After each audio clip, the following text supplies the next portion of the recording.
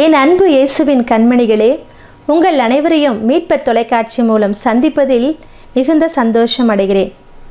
நீங்கள் கூட சந்தோஷமாக தானே இருக்கிறீங்க? தெரியுது. பார்த்து சிரிச்சிட்டே இருக்கிறீங்களா? ஆண்டியை பார்த்துட்டு ஆண்டி இன்றைக்கி என்ன சொல்ல போகிறாங்களோன்னு சொல்லிட்டு ஆர்வமாக இருக்கிறீங்க தானே? சரி, நீங்கள் எதிர்பார்ப்பதை போல் ஒரு குட்டி கதையோடு ஆண்டி உங்களுக்கு முன்பாக நான் அமர்ந்திருக்கிறேன். சரியா? முதலாவது நம்ம ஆருடைய வசனத்தை கேட்டுட்டு அதுக்கப்புறம் குட்டி கதை. வசனத்தை படிக்கலாமா? நீதிமொழிகள் 28ஆம் அதிகாரம் வசனம் 13. தம் குற்றப்பழிகளை மூடி மறைப்பவரின் வாழ்க்கை வளம் பெறாது. அவற்றை ஒப்புக்கொண்டு விட்டு விடுகிறவர் கடவுளின் இரக்கம் பெறுவார். புரிஞ்சுதா? என்ன சொல்கிறார் பாரு, மீண்டும் படிக்கிறேன் ஆண்டி. தம் குற்றப்பழிகளை மூடி மறைப்பவரின் வாழ்க்கை வளம் பெறாது. அவற்றை ஒப்புக்கொண்டு விட்டு விடுகிறவர் கடவுளின் இரக்கத்தை பெறுவர். சரி, உங்களை மாதிரி ஒரு குட்டி பையன் ஜானு என்ன செஞ்சானா, தான் வீட்டு திண்ணை மேலே உட்காந்துக்கிட்டு ஒரு பெரிய கல்லை எடுத்துகிட்டு இப்படி போட்டு விளையாடிட்டு இருந்தானா. விளையாடிட்டு இருக்கும் பொழுது குறுக்கே ஒரு கோழி குஞ்சு ஒன்று வந்துச்சான். இவன் அந்த கல்லை தூக்கி என்ன செஞ்சான், போட்டு விளையாடும் போது அந்த கல் கோழி குஞ்சு மேலே பட்டு அந்த கோழி குஞ்சு செத்து போச்சான். ஜானுக்கு ரொம்ப பயம் வந்துடுச்சு. ஐயோ, கோழி குஞ்சு மேலே கல்லை போட்டுட்டோமே, கோழி குஞ்சு செத்து போச்சே, ஐயோ பாட்டி என்ன சொல்ல போகிறாங்களோ, அடிக்க தான் போகிறாங்கன்னு பயந்து போயிட்டு சுற்றி முற்றி பார்க்குறானா. யாராவது நம்மளை பார்க்குறாங்களா, பார்க்குறதுக்குள்ளே கோழி குஞ்சை தூக்கி எங்கேயாவது நம்ம போட்டுடலான்னு சொல்லிட்டு பார்க்குறானா. ஆனால் அவன் பார்த்த வரைக்கும் யாரும் பார்த்தா மாதிரி தெரியலன்னு சொல்லிட்டு கோழி குஞ்சை கொண்டு போயிட்டு தூரம் போட்டுறானா. ஆனால் அவங்க அக்கா மேரி என்ன செய்கிறாளாம், ஜன்னலோரமாக இருந்துக்கிட்டு ஜானு ஏதோ தப்பு பண்ணிகிட்ருக்கான்னு சொல்லிட்டு பார்த்துட்ருக்குறாளாம்.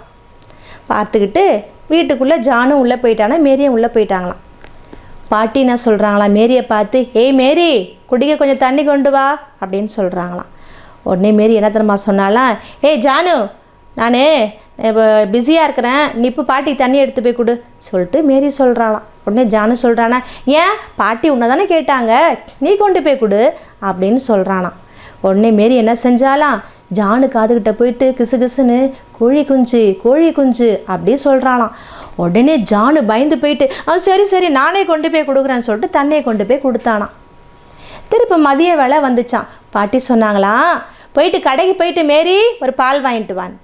உடனே மேரி என்ன சொல்கிறாளாம், ஜானை பார்த்து, ஏய் ஜானு, போ நீ போய் பால் வாங்கிட்டு வா. என்ன நீ எப்போ பாரு என்னையே நீ வேலை வாங்கிட்டு இருக்க, நான் போக மாட்டேன் போன்னு சொல்கிறானா.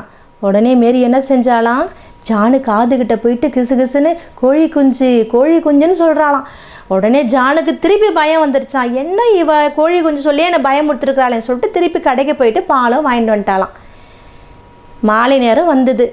பாட்டி என்ன சொன்னாங்களா, மேரியை பார்த்து, மேரி கொஞ்சம் வெத்தலை பார்க்க கொஞ்சம் இடித்து கொடுமா, பாட்டியால் முடியலன்னு சொல்கிறாங்களாம். உடனே மேரி என்ன பண்ணாலாம், ஏய் ஜானு, பாட்டிக்கு கொஞ்சம் வெத்தலை பார்க்க இடித்து கொடு அப்படின்னு சொன்னாலாம். ஜானுக்கு வந்துச்சே கோபம்.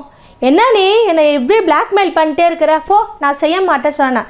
திரும்பி வேலை மட்டும் ஓடி போயிட்டு காதில் கிசுகிசுன்னு கோழி குஞ்சுன்னு சொல்கிறாளாம். ஜானுக்கு என்ன செய்வதுன்னு தெரியலையா. சரி போயிட்டு பாட்டிக்கு வெத்தலை பார்க்க இடிச்சும் கொடுத்துட்டானாம். இதே மாதிரி 3 நாள் 4 நாள் போயிட்டே இருக்குதான். ஜானு யோசித்து பார்த்தானா, என்ன இந்த மேரி நம்மளை இதை வச்சுட்டே நம்மளை டார்ச்சர் பண்ணிட்டு உக்காண்ட்ருக்காளே, இதுக்கு ஏதாவது நம்ம முடிவு செய்யணுமே. சரி, நம்ம செஞ்சது தப்பு தான், கல் போட்டோம், தெரியாமல் கோழி குஞ்சு மேலே பட்டுச்சு, செத்தும் போச்சு.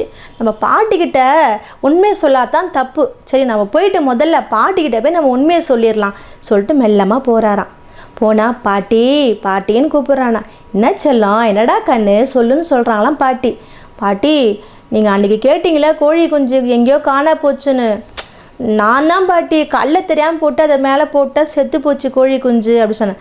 அட செல்லமே, நீ செஞ்ச தப்பை உணர்ந்துட்டல்ல, பாட்டிக்கு உன் மேலே கோவம்டா செல்லாம், சரி போய் விளையாடு அப்படின்னு சொல்லிட்டு ஜானு அனுப்பிட்டாங்களாம். இதை தெரிஞ்சுக்காமல் இந்த மேரி என்ன பண்ணாலாம், ஜானுவை பார்த்து, ஏய் ஜானு இங்கே வா, என் பேண்டாக்கு கொஞ்சம் மைய கொஞ்சம் நிரப்பி கொடு சொல்லிட்டு கேட்குறாளாம். உடனே ஜானுக்கு கோவம் வந்துருச்சான். ஏய் நான் செய்ய மாட்டேன் போடி அப்படின்னு சொல்லிட்டு ஜானு சொல்கிறானாம். மேரி சொல்லலை, என்னடா மெல்லமாக காதுகிட்ட போயிட்டு கிசு கிசுன்னு கோழி குஞ்சுன்னு சொல்கிறாளாம். ஜான் இல்லை, அவளை பார்த்து திமுறா பார்த்து சிரிக்கிறானா. கோழி குஞ்சும் செல்லாது, எந்த குஞ்சும் செல்லாது, போ போ போ, ஆயாக்கிட்ட நான் உண்மையெல்லாம் சொல்லிட்டேன், நான் போ, பாட்டி என்னை மன்னிச்சிட்டாங்க, போன்னு சொல்லிட்டு ஓடி போயிட்டானா. என்ன குழந்தைகளே, கதையை கேட்டிங்களா? பிடிச்சிருக்கா? பார்த்தீங்களா? ஜான் என்ன செஞ்சான்? 2 நாள் 3 நாள் செஞ்ச தவற்றை மறைச்சான். ஆனால் மேரி விட்டாளா? அதை வச்சுக்கிட்டே பிளாக்மெயில் பண்ணியே சாகடிச்சா. ஆமாம் தானே? அதுக்கப்புறம் என்ன செய்கிறான்? பாட்டிகிட்டே போய் உண்மையை சொல்லி மறைக்காமல் இப்போ உண்மையை சொல்லி தப்பை ஒத்துக்கிட்டா பாட்டியை மன்னிச்சிட்டாங்க. சரியா? அதுபோல் தான் சில நம்மள என்ன செய்யணும்? நம்ம தப்பு செய்வது சகஜம்தான். ஆனால் அதை செய்யணும், அதை ஒத்துக்கிட்டு போயிட்டு யாருக்கு எதிராக நம்ம தப்பு செய்கிறோமோ அவங்ககிட்ட போய் மன்னிப்பு கேட்டுட்டோம்னா அது பிரச்சனையே இல்லை. ஆனால் அந்த தப்பை நான் செய்யலைன்னு சொல்லிக்கிட்டு வீம்பு பேசிட்டு இருந்தா ஆண்டவர் நம்ம மேலே இறக்கம் வைப்பாரா? இறக்கம் வைக்க மாட்டார்.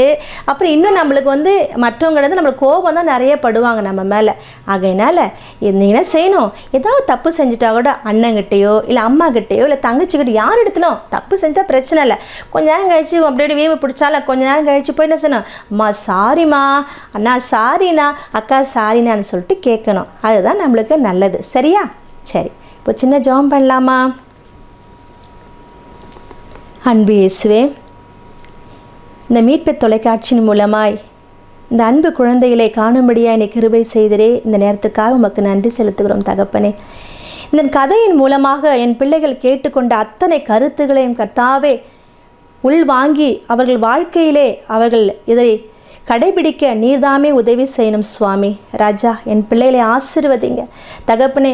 என் பிள்ளைகள் ஆண்டவரை வளர வளர கீர்த்தியிலும் புகழ்ச்சியிலும் உம்மை போல மாற கர்த்தாவே நீர் கிருபை செய்யுங்க. எல்லாவற்றிலும் விட்டு கொடுத்து வாழ நீர் கற்றுக் கொடுங்க சுவாமி. ஆவியின் கனிகளை பெற்று ஆண்டவரே என் பிள்ளைகள் மென்மேலும் எதிர்காலத்தில் சிறந்து விளங்க கர்த்தர் தாமே நீ உதவி செய்யும்படியா என் பிள்ளையை நான் தாழ்த்தி ஒப்பு கொடுக்கிறேன் சுவாமி. ஆசீர்வதிங்க சுவாமி, பொறுப்படுத்திக் கொள்ளுங்க. மீட்பர் இயேசுவின் மூலம் ஜெபம் கேளும் ஜீவனுள்ள நல்ல பிதாவே, ஆமேன். என்ன செல்லங்களே, கதையை கேட்டீங்கல்ல? பிடிச்சிருக்குல்ல? இதை விட ஒரு சூப்பரான கதையோட ஆண்டி நாளைக்கு உங்களை மீண்டும் சந்திக்க வருவேன். சரியா? பாய்.